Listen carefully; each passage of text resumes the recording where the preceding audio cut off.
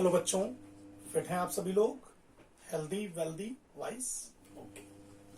आज बेटे हम लोग वर्ड प्रॉब्लम करने जा रहे हैं एक्सरसाइज 3.6 की। ठीक, हम लोगों ने याद करिएगा पहला क्वेश्चन तो कर लिया था जिसमें हमने कुछ पर्टिकुलर टाइप की इक्वेशंस को पहले लीनियर इक्वेशन फॉर्म में रिड्यूस किया और रिड्यूस करने के बाद हमने उसको सॉल्व करना शुरू किया। आज हमें वर्ड प्रॉब्लम दी हुई है। इन वर्ड प्रॉब्लम की हेल्प से पहले हम कुछ इक्वेशन बनाएंगे।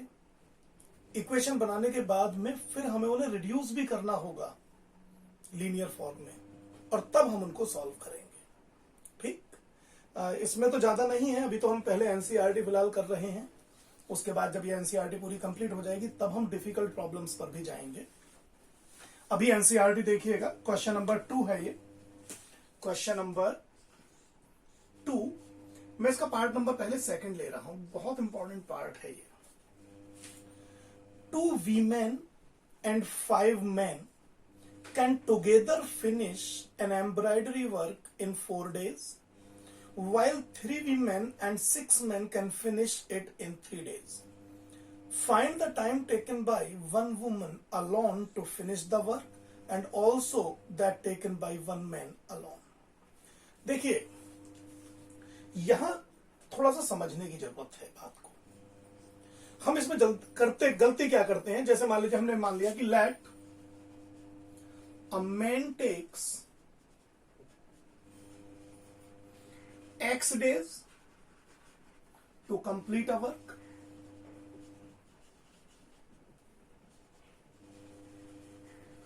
whereas a woman takes Y days to complete a work. अब मुझसे इन्होंने क्या कहा कि 2 women and 5 men can together finish an embroidery work in 4 days. तो हम गलती क्या करते हैं, 2 women मतलब 2Y प्लस हमसे कहा गया 5 men मतलब 5X इज इक्वल टू कितने दिन में पूरा है पूरा वर्क, 4 days में 4। हम ये लिख लेते हैं। ये बिल्कुल गलत है, ये बिल्कुल गलत है सर। रीजन आप में से कितने लोग समझा सकते हैं गलत क्यों है? एक मैन को X डेज लगते हैं कंप्लीट करने में, ठीक, वुमन को 5 डे लगते हैं। हमसे कहा गया है कि हमें कि 2 वीमेन और 5 मैन उस पूरे दिन को 4 दिन में कर लेते हैं। तो हमने 2 वीमेन का वर्क मान लिया 2Y, 5 मैन का वर्क मान लिया, सॉरी 2 वीमेन का मान लिया 2Y, 5 मैन का मान लिया 5X और टोटल डेज 4 कर लिए। क्या ये रिलेशन सही है? ये रिलेशन सही नहीं है। और ये इसलिए सही नहीं है, याद कीजिएगा प्रीवियस क्लासेस में आप लोगों ने डायरेक्ट एंड इनवर्स वेरिएशन पढ़ा था। मान लीजिए किसी ने मुझसे ये कहा कि 4 आदमी किसी काम को 10 दिन में करते हैं, तो बताइए 8 आदमी उस काम को कितने दिन में करेंगे? हमने कहा 20 दिन में। सही है ये बिल्कुल गलत है सर। 4 आदमी 10 दिन में कर रहे हैं, 8 आदमी को 20 दिन लग गए। How is it possible? Time तो घट जाना चाहिए ना, टाइम तो घट जाना चाहिए। इसका मतलब यह हुआ कि जितने नंबर ऑफ पर्सन्स बढ़ते जाते हैं, जो टाइम लगना होता है किसी वर्क को करने में वो डिक्रीज होता जाता है। समझ रहे हैं आप ये बात?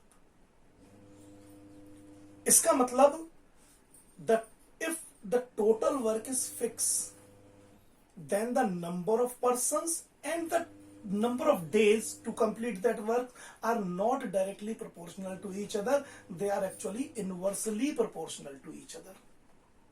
और अगर आप लोगों को थोड़ा सा फिजिक्स का आइडिया हो तो जब हम लिखते थे कि x is directly proportional to y तो ऐसे लिखते थे, लेकिन अगर मुझे लिखना हो x is inversely proportional to y तो तरीका था x is directly proportional to 1 upon y। अब आपकी मर्जी है, आप चाहें तो इसको ऐसे बोलिए as is x is inversely proportional to y, या ऐसे बोलिए कि x is directly proportional to 1 upon y. और अगर दो रिलेशन डायरेक्टली प्रोपोर्शनल है तभी हम उनकी मल्टीप्लाई करते हैं। जैसे अगर मुझे यह पता है कि नंबर ऑफ पेन बढ़ाने पर कॉस्ट बढ़ जाती है, ठीक, तो तो यहां पर मैं लिख सकता हूं कि amount to be given is equal to number of pen multiplied by cost of one pen. क्यों? क्योंकि यहां डायरेक्ट रिलेशन है। जो हमें अमाउंट पे करना पड़ेगा, the amount to be paid is directly proportional to the number of pen provided cost of every pen is constant। अब यहां वर्क कांस्टेंट है, हम जितने ज्यादा लोग बढ़ाते जाएंगे उतना ही ज्यादा नंबर ऑफ डेज कम होते जाएंगे। जबकि इस वाले रिलेशन को अगर हम फॉलो करें तो जितने बढ़ते चले जाएंगे यहां डेज या नंबर ऑफ पर्सन, उस हिसाब से कंप्लीट करने में लगने वाले डेज बढ़ते जाने चाहिए। भाई एक मैन को एक्स डे लग रहे हैं, हमने 5 मैन मान के 5x कर दिया, मान लीजिए हम 10 लगा दिए तो 10x करने पे तो वैल्यू और बढ़ी हुई आती, यानी जो नंबर ऑफ डेज है वो और ज्यादा आते। समझ रहे हैं ना आप मेरी ये बात? तो ऐसे केस में हमें हमेशा जो याद रखना चाहिए वो इस तरीके से कभी भी रिलेशन नहीं निकालने चाहिए, क्योंकि ये इनवर्स रिलेशन है, ये डायरेक्ट रिलेशन है ही नहीं। तो यहां बढ़िया ये रहता है कि हम ये मानकर चलें कि एक दिन में मैन कितना वर्क करेगा, that is actually fix. So men's one day work वो हो जाएगा 1/x, right? Similarly women's one day work it will become 1/y। अब बात समझ में है? अब मुझसे इन्होंने कहा है, देखिए यहां समझिएगा कि 2 वीमेन है और 5 मैन है। तो जो अकॉर्डिंग टू अगर हम केस नंबर 1 देखते हैं तो अगर एक वुमन का एक दिन का काम 1/y है तो 2 वीमेन का जो एक दिन का काम होगा वो ऑब्वियसली 2/y होगा, उसका डबल। ये तो बात पक्का है। क्यों? क्योंकि अब हमने ये निकाल रहे हैं हम कि कितना वर्क कर लेंगे 2 लोग मिलकर के।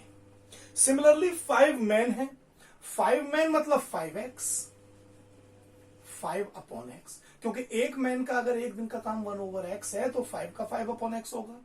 लेकिन ये क्या हुआ है, ये तो 2 वीमेन और 5 मैन का मिलकर के एक दिन का काम हुआ है। सही बात है ना ये?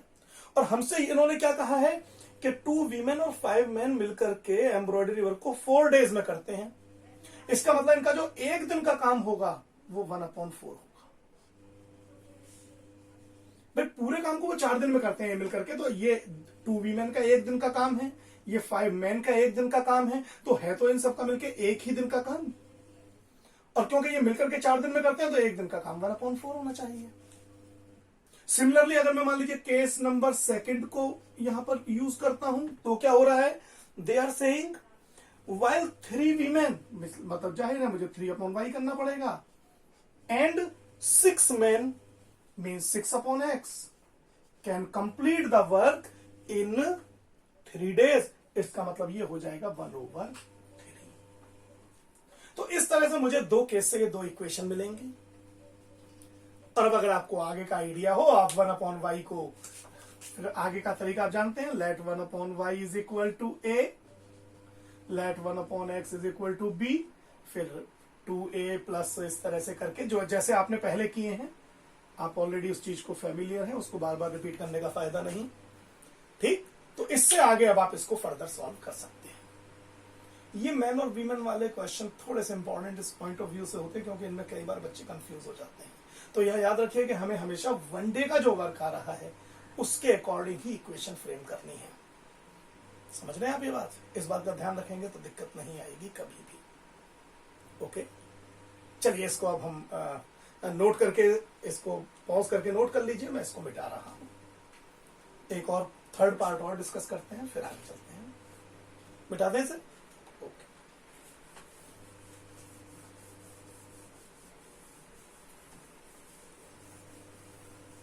let me come to the third part. Third part is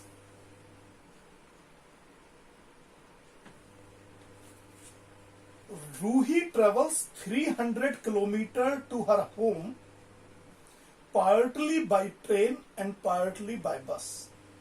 She takes 4 hours if she travels 60 kilometers by train and the remaining by bus. And if she travels 100 kilometers by train and the remaining by bus, she takes 10 minutes longer. Find the speed of the train and the bus separately. चलिए scenario समझते हैं। रूही को किसी एक particular place से अपने घर जाना है, उसको होम जाना है किसी पर्टिकुलर प्लेस ए से। The total distance is 300 kilometre. Okay, अब केस हम ये मान के चलते हैं, let speed of train bx and speed of bus is y. Okay, अब देखिए केस नंबर 1 क्या है। केस नंबर 1 में ये ए से चला है, रूही को एच यानी होम तक पहुंचना है। अब यहां रूही ने किया क्या है, उसने 4 आवर का टाइम लेना है, जबकि वो 60 किलोमीटर तो चलती है ट्रेन से। मान लीजिए 300 में वो केवल किसी पॉइंट सी तक, यहां तक वो ट्रेन से चलती है।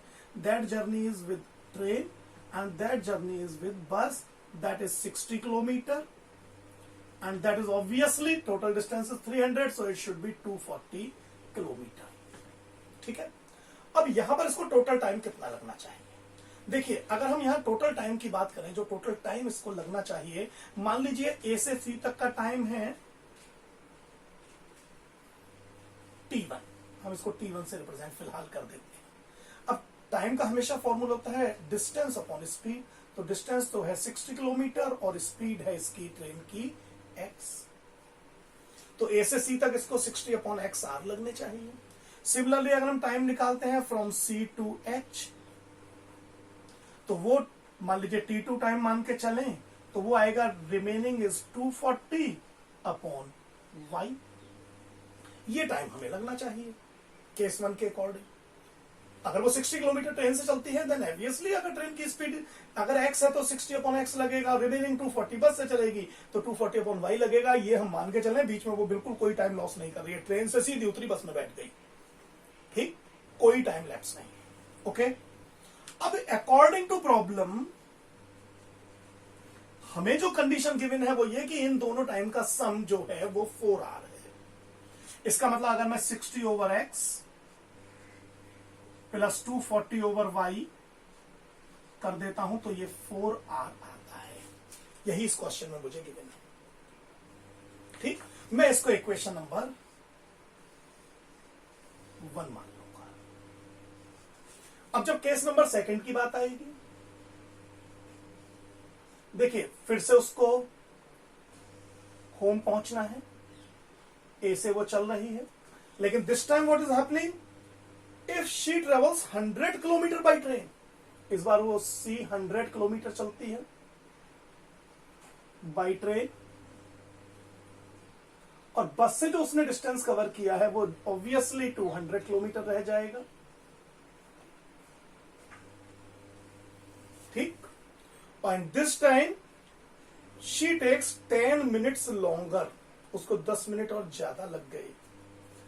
इसका मतलब अगर मैं यहां पर अगर टाइम फिर नहीं मान के चलता हूं, इस बार पॉइंट को नाम चेंज करके बी कर देते हैं, सी यहां पर दिया रखा है, तो what will be the time from A to B, वो आएगा 100 किलोमीटर।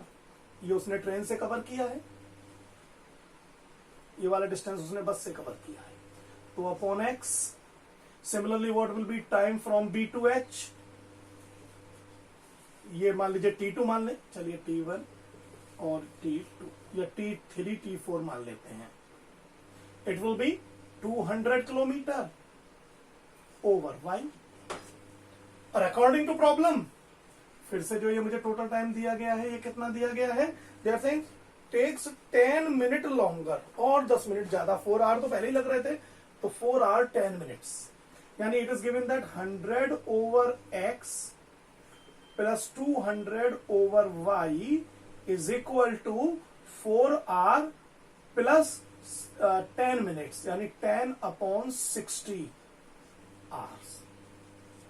और थोड़ा बना लेते हैं एक बार और थोड़ा सिंपल वे में, it is 100 over x plus 200 over y is equal to, it will become actually 1 over 6, 6 4 जा 24 और 125 ओवर 6 आवर। तो इस तरीके से मुझे ये इक्वेशन नंबर 2 मिल गई। अब अगर आप ध्यान से देखें तो ये क्या है? ये बिल्कुल क्वेश्चन नंबर 1 की तरह है, पार्ट नंबर 1 की तरह है, जो हमने पिछले वीडियो में डिस्कस किया था। Let 1/x is equal to a, 1/y is equal to b।